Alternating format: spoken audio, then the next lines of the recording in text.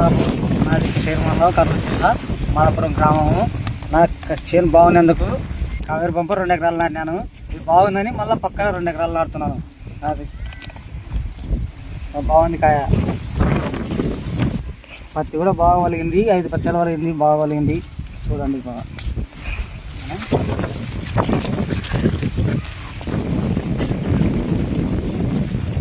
చూసావా.